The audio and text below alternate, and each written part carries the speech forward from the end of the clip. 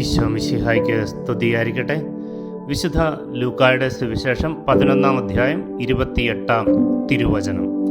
അവൻ പറഞ്ഞു, ദൈവവചനം കേട്ട് അത് പാലിക്കുന്നവർ കൂടുതൽ ഭാഗ്യവാന്മാർ.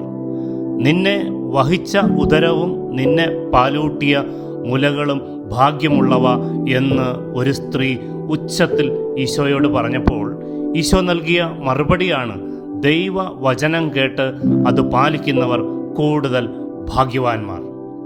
സകല തലമുറകളും എന്നെ ഭാഗ്യവതി എന്ന് പ്രകീർത്തിക്കും എന്ന് പരിശുദ്ധാത്മാവിൽ നിറഞ്ഞ് പരിശുദ്ധ അമ്മ പാടുന്നുണ്ട്. ഇതാ കർത്താവിൻ്റെ ദാസി, നിന്റെ വാക്ക് എന്നിൽ നിറവേറട്ടെ എന്ന് പറഞ്ഞ പരിശുദ്ധ അമ്മ അവസാന നിമിഷം വരെ ദൈവവചനം പാലിച്ചു. നമുക്കും ദൈവവചനം കേൾക്കുവാനും പാലിക്കുവാനും സാധിക്കട്ടെ. ആമേൻ.